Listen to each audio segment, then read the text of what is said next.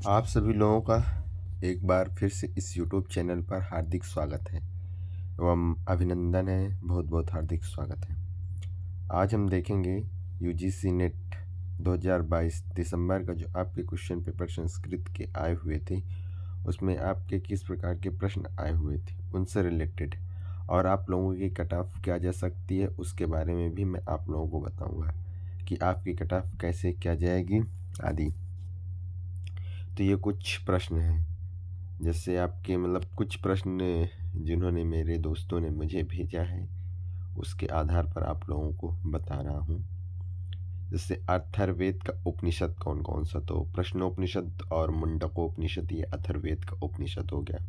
यह आपका पहला प्रश्न था। फिर इसके पश्चात जैसे पहला प्रश्न का इधर उधर से प्रश्न थे, उसी के आधार पर मैं आप लोगों को बता रहा हूँ।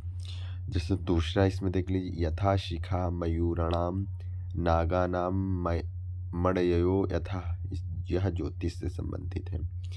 फिर अगला है कि जैसे ऋक प्रतिशाख्य के अनुसार सांध्य अक्षर क्या है, तो ऋक प्रतिशाख्य ग्रंथ के अनुसार सांध्य अक्षर क्या है, तो ओ है। फिर ऋक प्रतिशाख्य के अनुसार व्यंजन सन्निपाता है, होता करके था। तो ऋक प्रतिशाख्य के अनुसार पूछा था कि संयोग संज्ञा किसकी होती, तो व्यंजन सन्निपाता संयोग हो गया। फिर ये आपका निरुक्त से था कि न निर्बद्धा उपसर्गा अर्थात निराहुर किसने कहा था, तो इसे शाकटायन ने कहा था। उदक की व्युत्पत्ति पूछा था कि उदक का जो निर्वचन होता है वह कैसे क्या है, तो उन्नति। मेघ की व्युत्पत्ति आपसे पूछा था कि मेघ की व्युत्पत्ति के कुल कितने भेद बताए गए, 30 है कि 25 है कि 20 है। अनु उपसर्ग का अर्थ बताए क्या होता है, परि उपसर्ग का अर्थ, अपि उपसर्ग का अर्थ, उप उपसर्ग का अर्थ आदि। आदि उपसर्ग का अर्थ हो गया। फिर निघंटव कस्मात, इसमें क्या होगा, निगमा इमे भवंती। क्रम आपसे पूछने का पूछा था कि विश्वामित्र पुरुष हिरण्यगर्भ नाशदी आदि।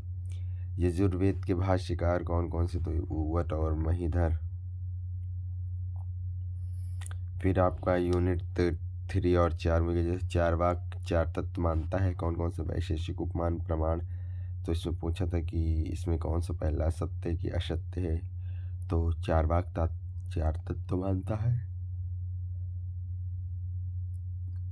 अगला हो गया जैसे उद्देश्य लक्षण परीक्षण निर्विकल्पक का लक्षण क्या है, व्यक्त तत्व क्या है जो सांख्य दर्शन के अनुसार कौन कौन से, अव्यक्त व्यक्त या अव्यक्त नहीं क्या है, असिद्ध के भेद कितने कितने, असिद्ध तो आभास के भेद पूछा था। सांख्य अनुसार सृष्टि क्रम क्या, सांख्य दर्शन के अनुसार सृष्टि का क्रम क्या है, प्रकृति महत अहंकार सद्भाव विकार पंचमहाभूत हो गया। नामधेय भेद क्या क्या है, तो नित्य नैमित्तिक प्रायश्चित उपासना आदि आदि से रिलेटेड था।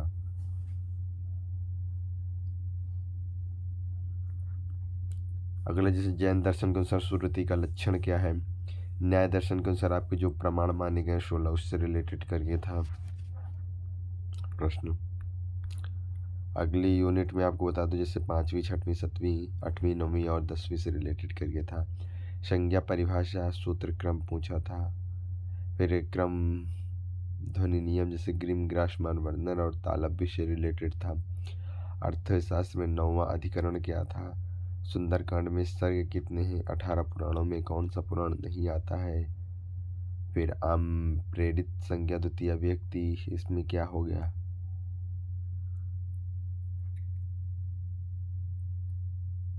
अगला मिलान करना था त्रयी वार्ता दंड नीति किसने कहा था। अभिज्ञान का शकुंतलम का इंग्लिश अनुवाद किसने किया था।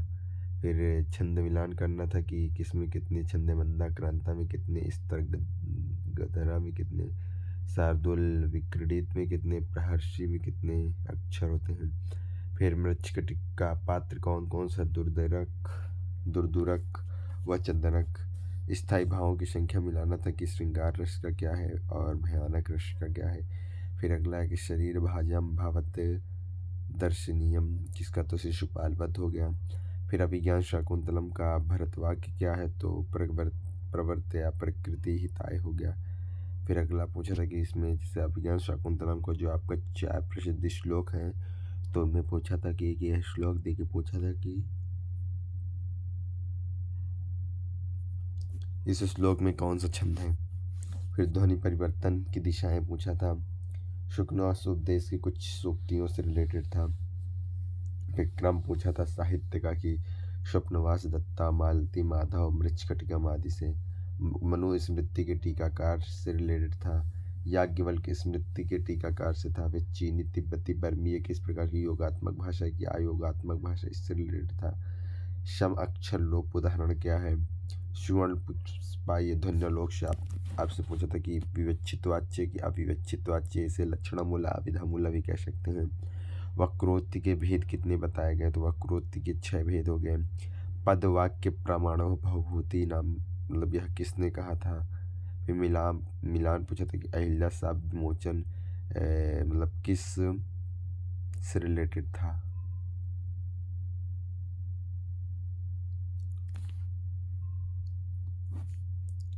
फिर गद्यांश क्या विश्रुत चरितम से रिलेटेड था शायद।